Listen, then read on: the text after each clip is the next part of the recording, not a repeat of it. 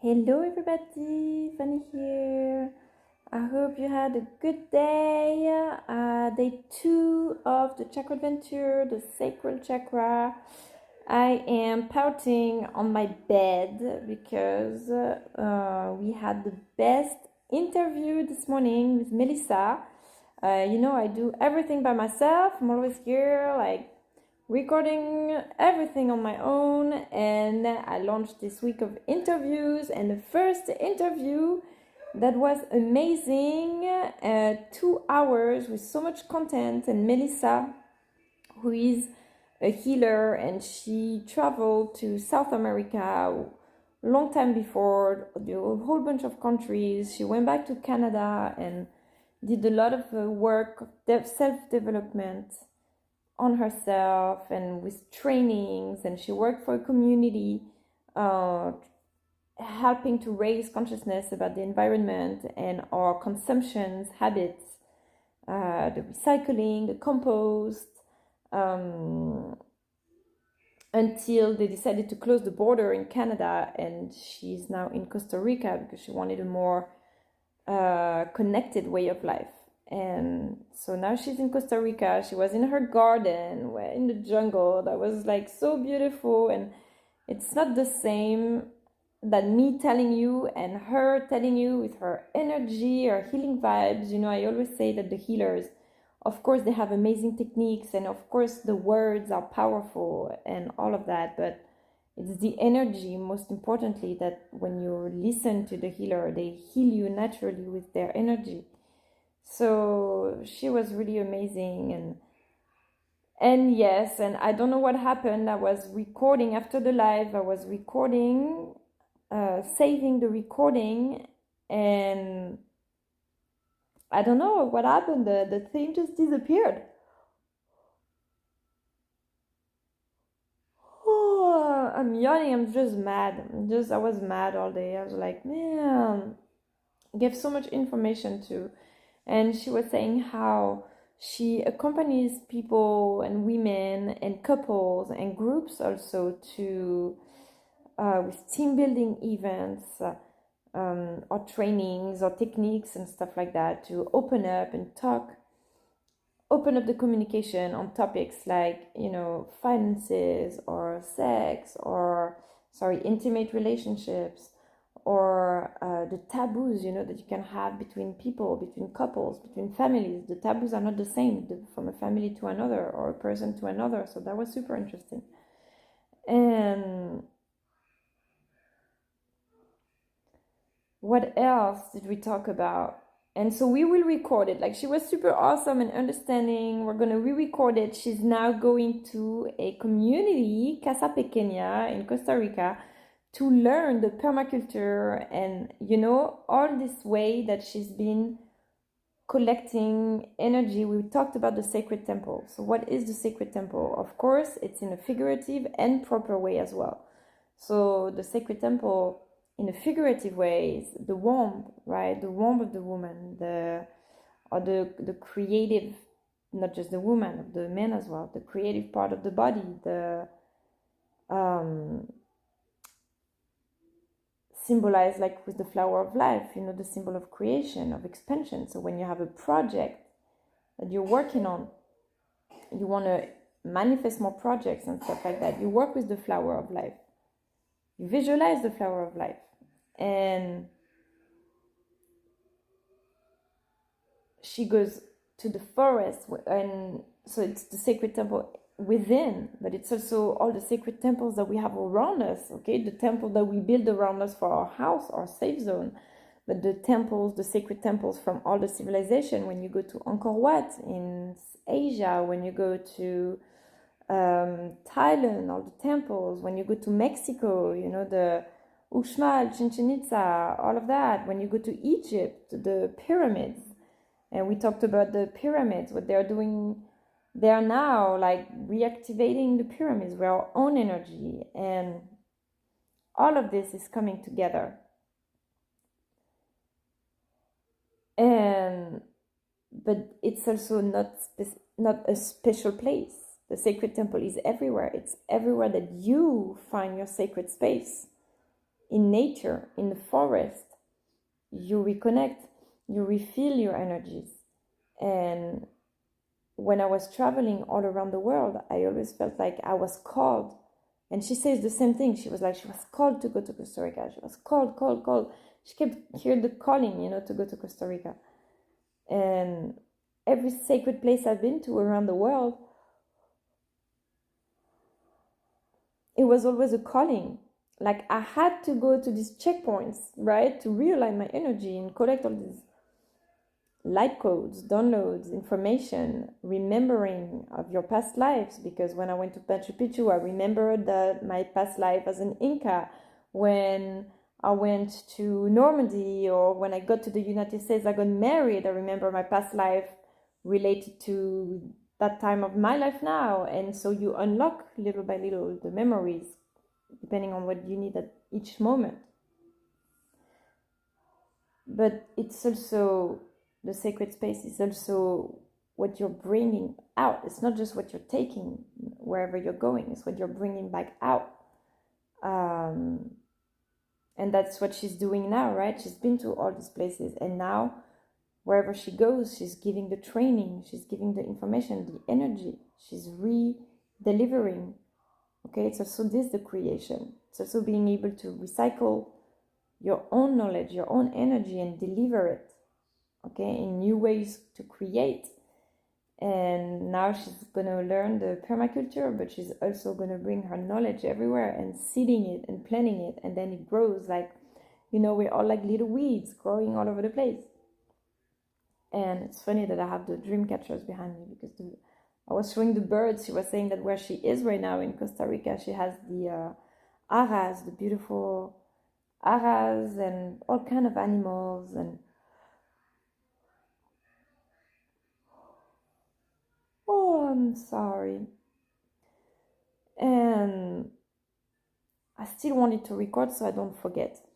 I'm going to post this, we're going to re-record it, but I write at the same time. I'm writing everything, because all this is super important information, It sounds so simple when you're talking about it. It sounds so simple because when something resonates with you, even if you've never heard of it, or even if it's new, if it resonates with you, because within you, you feel like it's a truth, it, you're like, oh yeah, I know that, but because it resonates with me, so it activates, this part of you that need to know.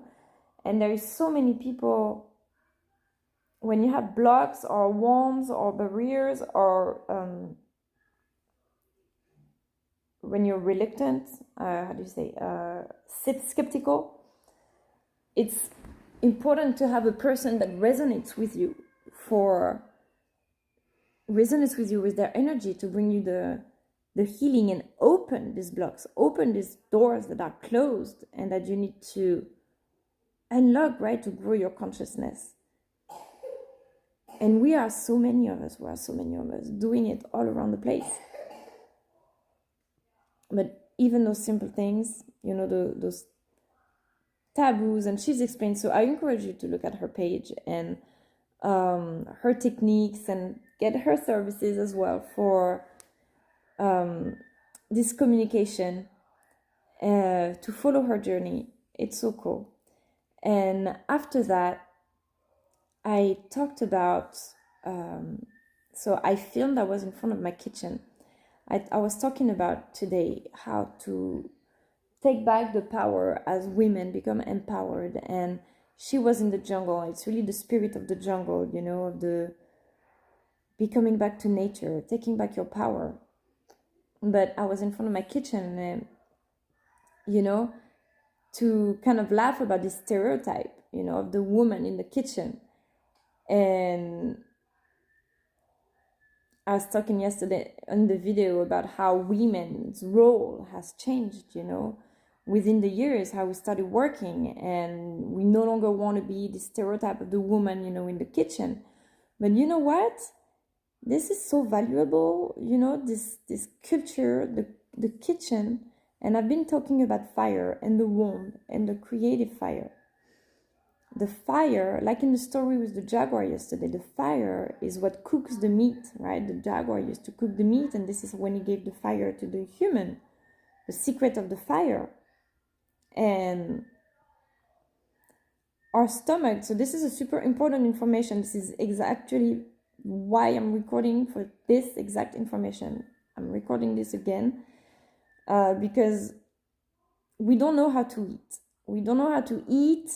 We listen to everything and anything, you know, but this is the truth. And this is from the Ayurveda, okay? This is from the Ayurvedic teachings.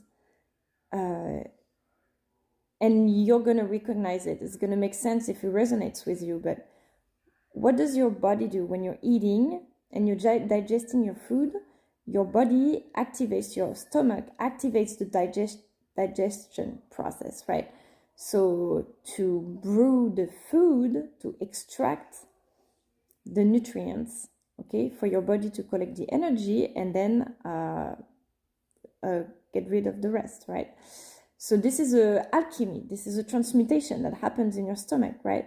And so your stomach creates enzymes for the digestion. These enzymes to warm the stomach, to warm it up, warm up the food, to create this alchemy and extract the nutrients.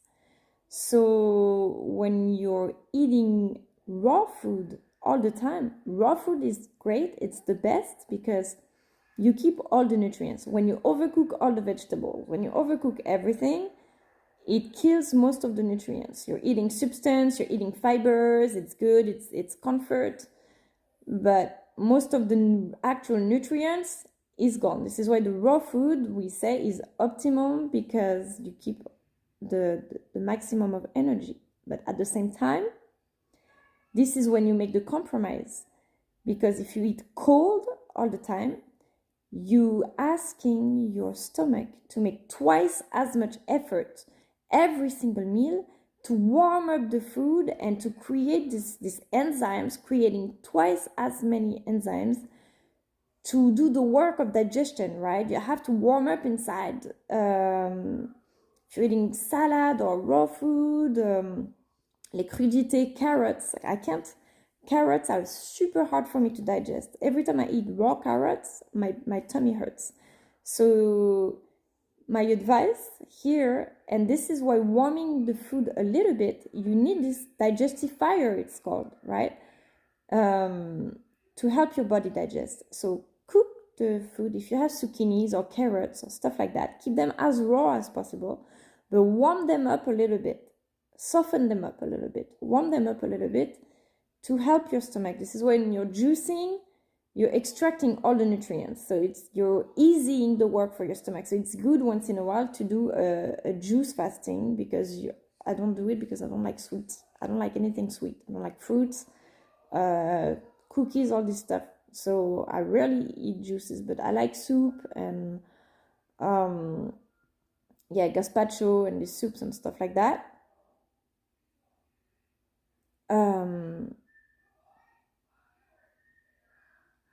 I just had a notification about out of body.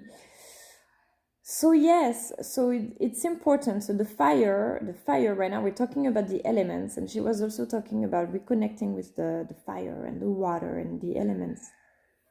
Like that, even for the communication. Sometimes you are fire, sometimes you are water. And when you're on fire, you reconnect with your stamina, your anger. You convert your anger into creative fire, right? But you can turn off fire with fire. Sometimes you need water. Sometimes you need water to water your body, to soothe your emotions, okay? To flow, and right now, because there's so many energies with all the portals, all the light codes, everybody's opening their consciousness right now. It's important to drink a lot of water as well. So becoming aware of the elements helps you for every kind of aspect in your life, even the body. And so the kitchen is the place in the house where you're cooking the food. And what is it when you're cooking the food? You're preparing the meal for the family. When you're eating, so we don't have really this culture in America, but in France, the dinner is the time when everybody gathers in the dining room, right, around the table to talk, and you're sharing a moment, and the social time of the day is when you're eating.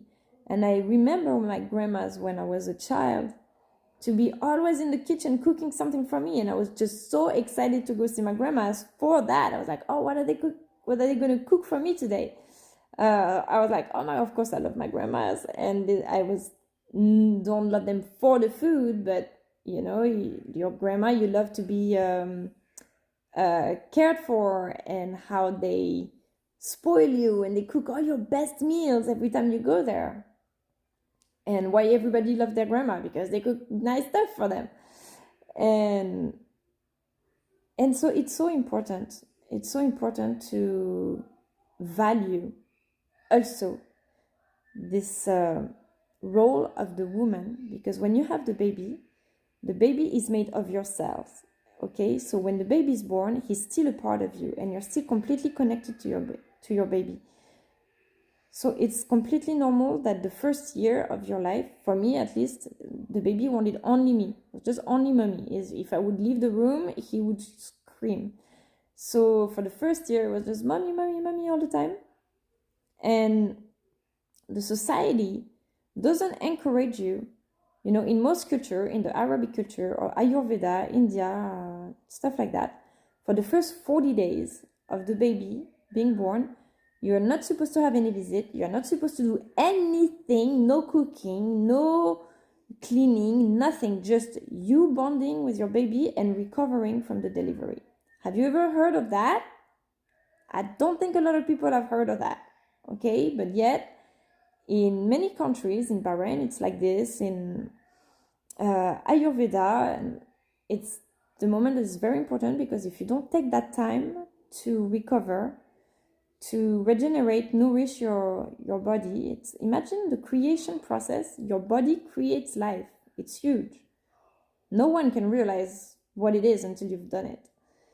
And if you don't take this time to recover, then you will drag this for years, like I did. Like 2 weeks after my baby was born, like, you know, they were already telling me, hey, you're not gonna stay in bed all day, like go out, do something, you know.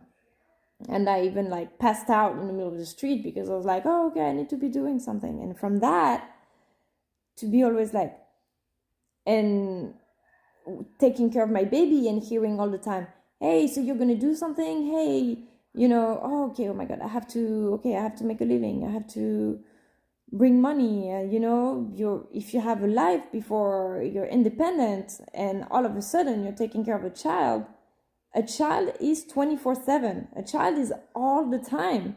And in America, in France, at 3 years old, they're in school, but in America, it's still 5 years old, you're with your child. And when I hear things like, oh, this mom, you know, this mom, she's a single mom and she works all day and she's putting her kids at the daycare, you know, she does it and she pays her rent. Yeah, she does it. Great. Like, she's a warrior. Wow. I'm impressive. Warrior woman. Oh my God. You know, I'm impressed with women who do that, because they have no choice to do it, and they get to take the biggest of their strengths, you know, and it's impressive, and we can only like support that and cheer that. But is this really the model that we want for society? Because that's great, but she didn't raise her kids. Daycare did. While she was taking all of her energy, working all day, getting ready in the morning to put her kids to school, going to daycare, the babies that need their mommy, right? When I see babies that are like 3 months old, they're already in daycare all day, and they need to bond with their mommy, so they don't have that bond. Now my baby is 5 years old, and all I've been doing for 5 years is I need to make a living, I need to work, and it's not something I don't want to do. I love it. I'm passionate about what I do, and I always want to do more. I work day and night. I go to bed at 5 in the morning almost every night, because when he goes to bed, this is when my day starts. I work, and then in the morning at 7, I'm up with him.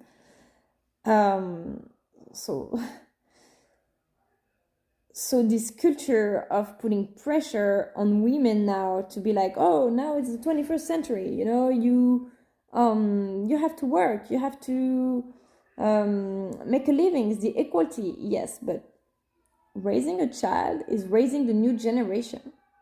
I see how much my son has been watching TV because of that, when if I knew better, this is why I'm sharing this, because it's important. Like, if I knew better, I would have still painted. I would have spent more time with him, and this is why I'm recording this week, and I'm putting as much as I can of information into these recordings. So I'm going to spend more time with my son now, because he's 5 and soon he's going to be 6, and I don't feel like I have played and taught him as much as I wanted to teach and share with everybody. All this is a little young to understand everything that I say now, but he will have these videos to watch in a few years and to refer to it, but I also feel like I should be teaching him things that make him evolve for his age. When I got to Jacksonville, I was working at Celestial Farms, and we were doing an art class for the kids. This was really fun and really cool. But I was volunteering for that, and it's always you always hear the thing like, oh yeah, all your volunteering, that's cool, all your art, that's super inspiring. Not just for my husband, but for many people, oh yeah, your dreams, they're great, that's beautiful, that's noble and everything, but that's not realistic. That's, you need to make a living. Why don't you find a job there? Why don't you, all this pressure, when really taking care of a child is a job. It is a full-time job, and it is so important that we stop. If you're a couple, I'm saying this mostly for the guys, right? For the guys to support the women and be thankful.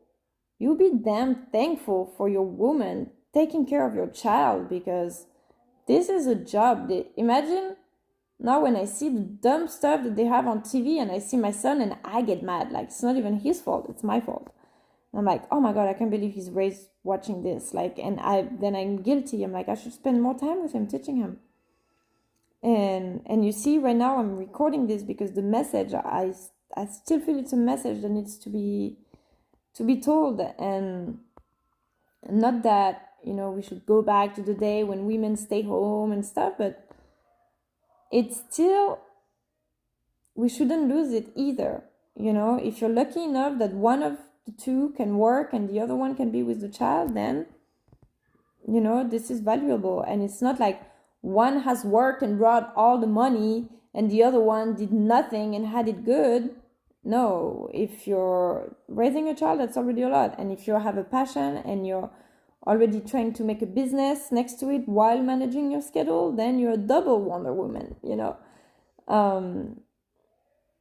so the kitchen, the oven where you cook the food, it's the social, this is what we're missing now. This is what's disappearing with the COVID and the society, everybody isolating.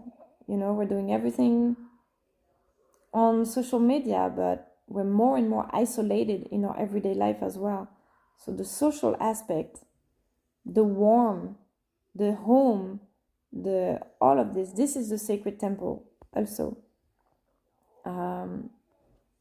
Not just the intimacy, then yes, of course. But today, the sacred temple, what refills your energy, your passions. Do your passions, follow the flow, and think about what is important. What is important. Don't do it because you have a pressure,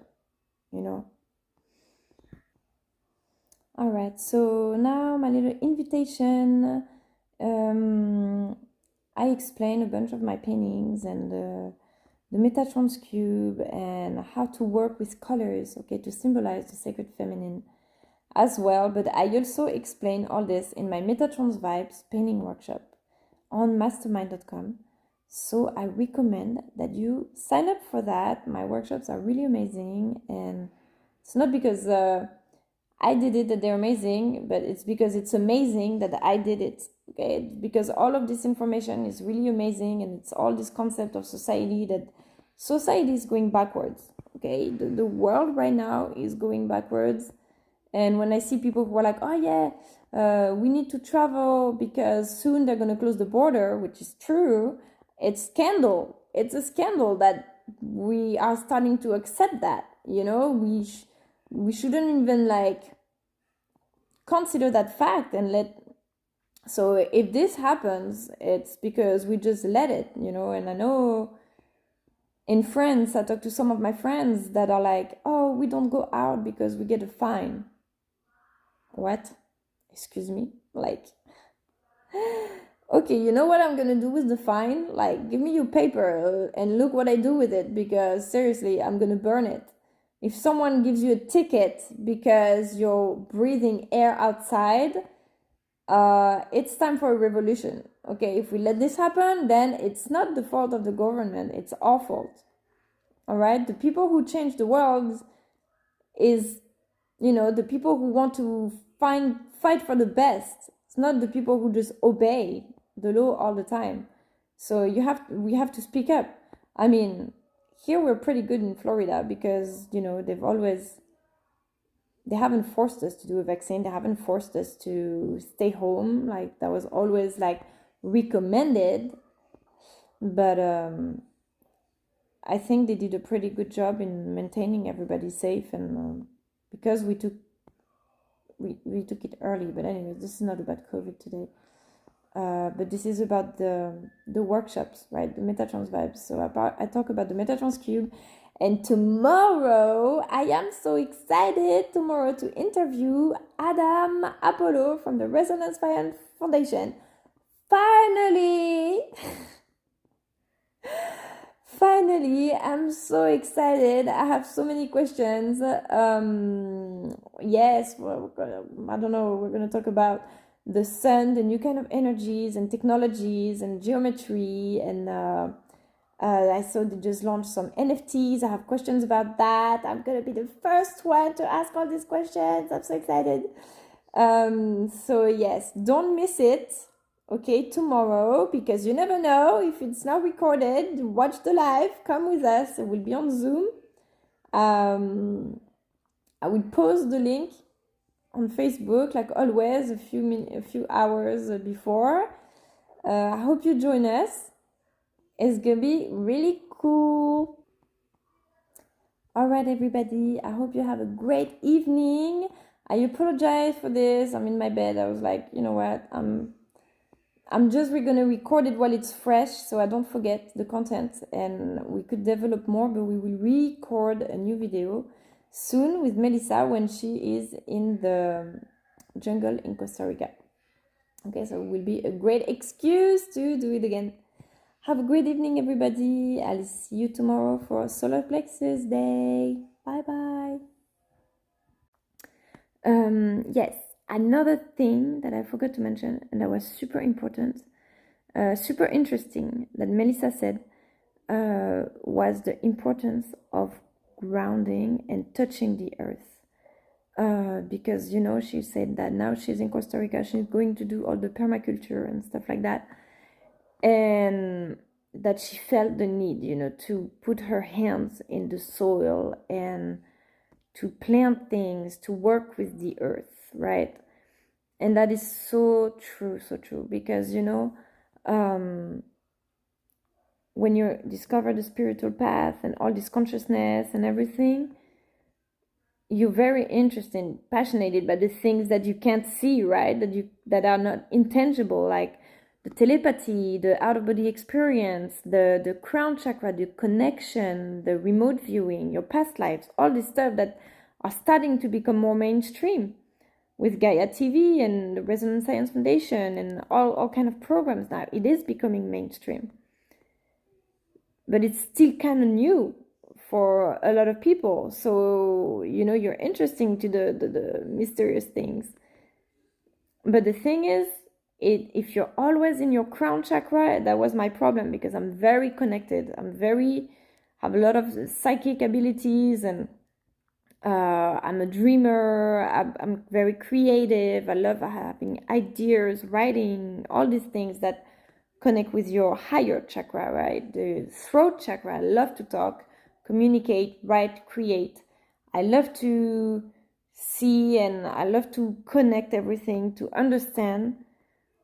But when you're too much in your higher chakras, you're not in your grounding, in your lower chakra, grounding and anchoring, and therefore it can block you from manifesting. And this is super important, because this is why I'm stuck sometimes in my life, because you dream, you create, but you forget to take action, you forget to ground, manifest. And while she's grounding, working in the earth, you draw your path. Okay, you inscribe your path in the ground. So you're tracing, just like when you're tracing the geometry, when you're tracing the crop circle, you're leaving your imprint in the world, and opens up the door to manifesting. So this is also very important, reconnecting with the earth, and in order to not only everything that you've accumulated and learned and everything, but to transfer it to the earth and manifest it, and so the flow can keep coming. It's not just in your head, but it's completely goes all around your body, and you can follow the flow of energy. Otherwise you can't manifest. And you see, I'm really good at explaining it, and I know it. It doesn't mean that I'm really good at manifesting it, but I do, because my mentors and everybody that I follow, they push me to do it. And I did manifest the things that are important to me, because money has never been important to me, even though it is important to be independent. This is the thing, because I never really care about money. I care about love. I care about my relationships. I care about people. I care about giving. I love to make gifts every time I buy something. I'm like, oh, I'm going to give this to him or her. And, but at the same time, one of my most frustrations is when I'm not able to be independent. And so it is important. Money is important, because it's what makes you become independent nowadays, even though there's more and more communities now that are being created to be self-sufficient. The earthships and the permaculture and all of that. So all this is related. But working with the earth, that was a point. And another point I forgot to mention also about the food, yes, is to eat the least processed as possible. Okay, I follow my son. Since he was born, I wasn't a vegetarian until I got to the US. When I got to the US, my body, my consciousness knew subliminally, subconsciously, I knew I was going to have a baby. I just got married. I left my jobs. I was coming here, getting married, following him around for his career and stuff. So I knew it was going to be time soon to have a baby, even though I wasn't like planning exactly a month or whatever. But my body already knew and rejected the meat. So naturally, there was so much meat everywhere in America. And mostly the day that I found my cat dead. Yep, that was the day. Sorry, I don't mean to disgust you forever, but I kind of do. That day when I found my cat dead, and I was like, man, I can't eat an animal ever again. And mostly that he was cooking this like lamb.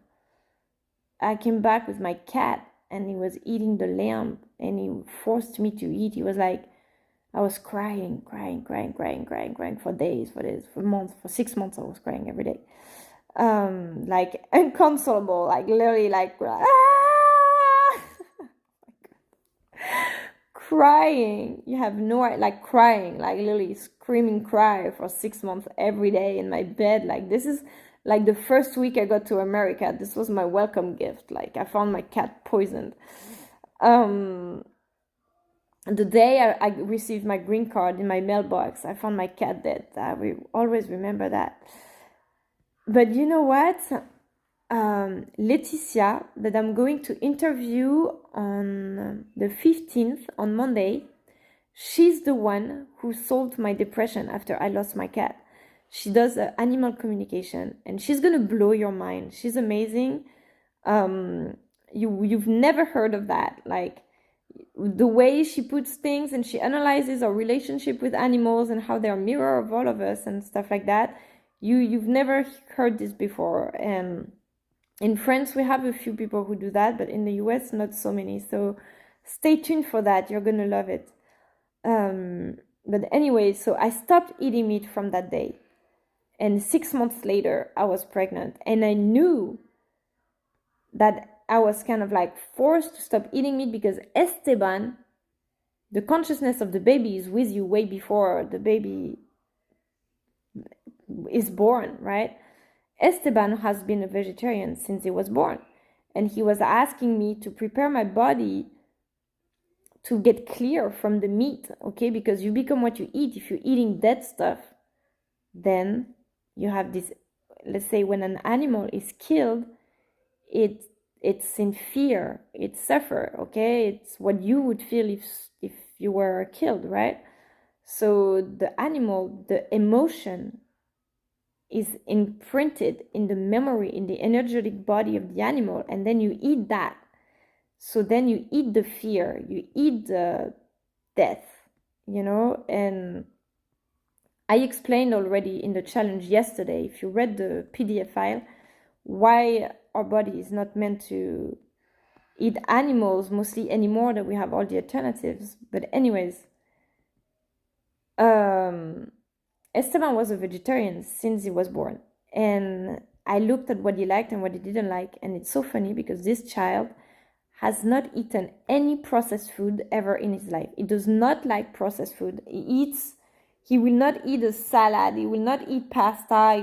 He eats raw vegetables. So he eats avocado, he eats tomato just like that, cucumber just like that, raw, everything raw. It just, so like I said, raw is not good all the time. So I make him soups and warm stuff. I warm them up a little bit, but mostly he doesn't like the seasonings and stuff. So listen to the child when they're babies, before you introduce candies and all this crap. They're attracted to. Esteban has been eating avocados every single day of his life since he was 4 months old. And honestly, if you can have your child eat 1 avocado per day all over their life, that's it, you win. Like, they can eat anything else, but at least they have their nutrients for the day, because avocado is the good fat, right? It's the good nutrient, the good energy. But the candies, the sugar in your body, the sugar is what retains the bacteria, the viruses, okay? So yesterday or 2 days ago when I started the challenge, you can tell I have a lot to say. And that's why I'm recording, because in writing, I have 20 documents of like 40 pages that I need to put back in order to write this book. But in the video, I at least I know it's recorded, right? I have it, and I'm going to put this back in order and write it.